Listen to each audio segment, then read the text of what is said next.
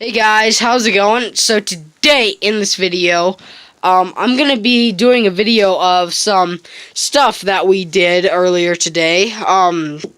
Angelo had some missing, or not missing, but just parts laying around, and I said, I'll keep them. Well, I'm not gonna keep them, but I'm just borrowing them for now. But decided I'd show you what we snagged. First off, we got ourselves a processor. This is used for a high pass and a bass filter. My camera's terrible at focusing, but yeah, bass drive, bass tune, bass mix, and then high. It's got high tune, high mix, fader. You know what I'm saying? And yeah, everything is hooked up basically. Everything's connected. And, yeah, everything's good. Now, some of these run over to this guy. This is a Memphis 16 VBF1 5 volts line driver.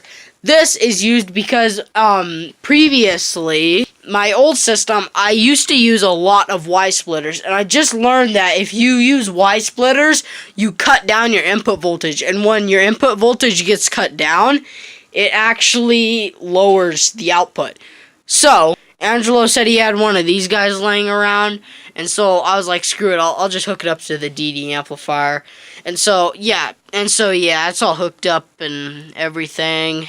So, pretty dope. If we come over here, DM2500 is still chilling here. It's chilling. And the reason I'm over here is because, remember when I made that video saying that we kind of got ourselves an issue because my system wasn't as loud? We actually had a phase issue, and I'm going to show you what I mean. So, earlier, Angelo said, check your phase, alright? Now, what I thought he meant by check your phase is to flip-flop these RCAs here, because these RCAs are the ones that are running out to the subs. So I flip-flopped them and it didn't work. So I obviously thought it wasn't a phase issue, right? So what I did was I turned down the DD audio subwoofers. I figured out by just running the SCAR that the bass was extremely loud. So then I obviously realized that we did have a phase issue. So I went over to my Hephonics, obviously. Over here, the amp that's running, the DD audios and stuff like this.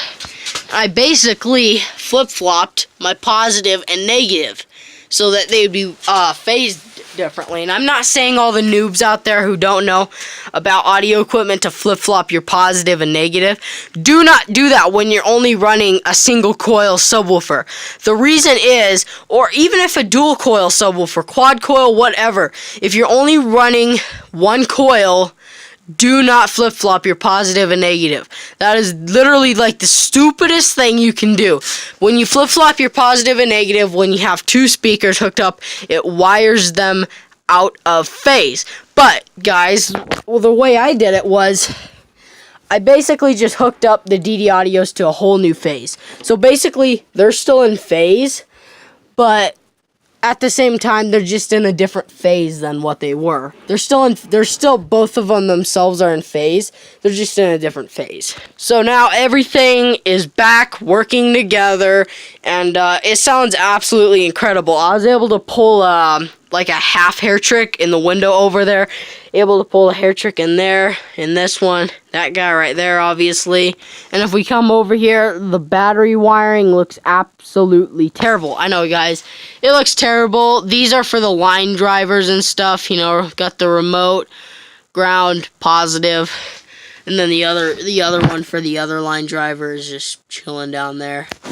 And then here's the capacitor.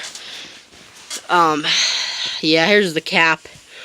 You can see there's a lot of wires going into this. This looks confusing, but really, there's two positives. Positive here, remote wire here, and another remote wire here.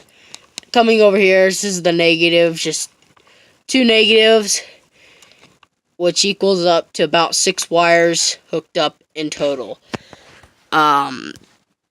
Well, 6 wires in total for hooking up my processor and my line driver. So I'll be uploading a video tomorrow once the sunlight comes out and everything, and yeah, basically all of that.